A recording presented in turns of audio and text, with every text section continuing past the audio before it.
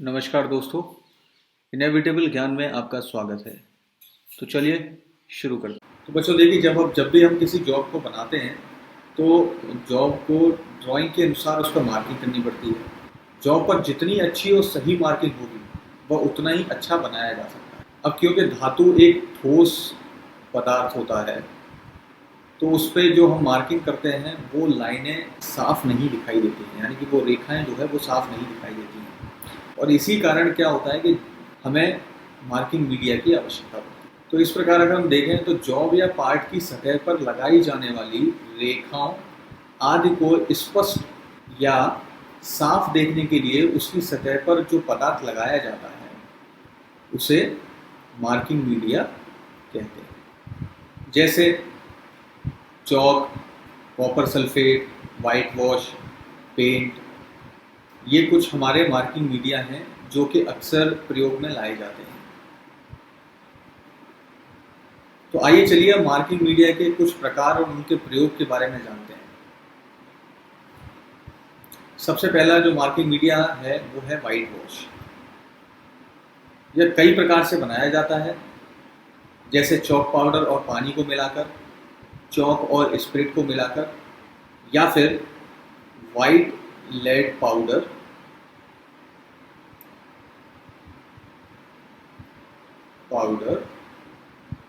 और तारपीन जिसको कि हम टर्पेंटाइन भी कहते हैं।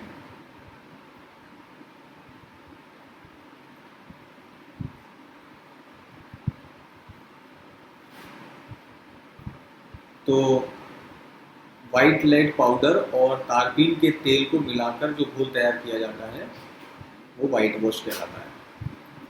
अगर हम इसके यूज़ की बात करें तो इसका प्रयोग रफ सरफेस जैसे कास्टिंग या फिर फोर्जिंग की हुई सतह पर मार्किंग करने के लिए किया जाता है। वाइट वॉश की जो खास बात है वो ये है कि इसका प्रयोग अधिक शुद्धता में जो मटेरियल है उन पर नहीं कर सकते हैं, क्योंकि इस पर जंग लगने का खतरा रहता है।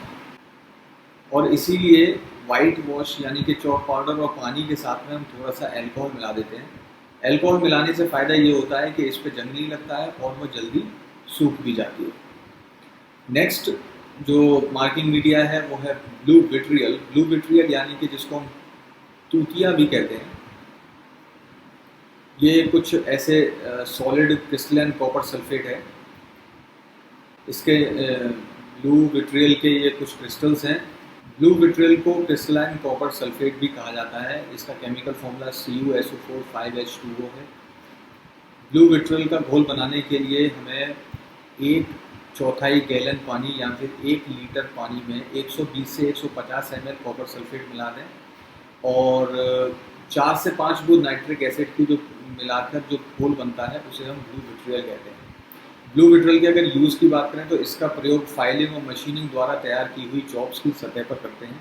और इसका प्रयोग करते समय एक बात का हमें बहुत ज़्यादा ध्यान रखना है और क्या सावधानी बरतनी है वो ये है कि ये बहुत जहरीला होता है, तो इसको यूज़ करते समय हमें अधिक सावधानी की आवश्यकता होगी। एक विशेष बात जो ब्लू विट्रियल की है कि ये चिपकता बहुत है, इसलिए हमेशा मार्किंग करने से पहले इसका सुखाना आवश्यक है, नहीं तो ये मार्किंग इंस्ट्रूमेंट्स पर चिपक सकता है। ठीक है, तो नेक्स्ट अब देखते हैं कि अगला जो मार्किंग मीडिया है वो है प्रूशियन ब्लू। प्रूशियन ब्लू को हम मार्किंग ब्लू भी कहते हैं। प्रूशियन ब्लू को हम मार्किंग ब्लू भी कहते हैं और ये एक तरीके से स्याही के रंग का होता है जिसका कि यूज़ फाइल की हुई या फिर मशीन द्वारा फिनिश की हुई सतह पर करते हैं। प्रूशियन ब्लू की खास बात यह है कि इसमें इसके यूज़ करने के बाद में जो रेखाएं हैं वो स्पष्ट दिखाई देती हैं। उसी के साथ लेकिन एक डीमेरिट ये है कि बाकी मार्किंग मीडियाओं की अपेक्षा ये सूखने में अधिक समय लेता है। So next is cellulose lacquer. अगर सेलुलोज लैकर की बात करें तो ये एक ऐसा मार्किंग मीडियम है जो कि बहुत जल्दी सूखता है और मार्केट में विभिन्न रंगों में उपलब्ध रहता है। Now let us see the next marking media and that is blackboard chalk, यानी कि साधारण ब्लैकबोर्ड चौक जिसे हम कह सकते हैं। इसका मेनली यूज़ कास्ट आयरन और स्टील के बने पार्ट्स की रफ सतहों पर किया जाता है। ब्लैकबोर्ड चौक का डीमेरिट ये है कि पानी पड़ने के साथ ही जल्दी मिट जाती है, यानी कि इसका केवल ऐसे मीडियम पर यूज़ कर सकते हैं जो कि टेम्पररी यानी कि अस्थायी मीडियम के तौर पर इसका यूज़ किया जा सकता है। Let us see the next one that is quick drying varnish and paint. इसका प्रयोग बड़े साइज की स्टील और मशीन की हुई आयरन कास्टिंग की सरफेस पर किया जाता है।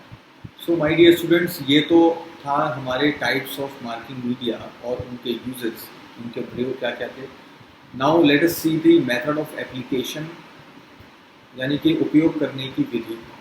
तो सबसे पहले वर्कपीस से मिट्टी, धूल और जंग को साफ कर देंगे हम।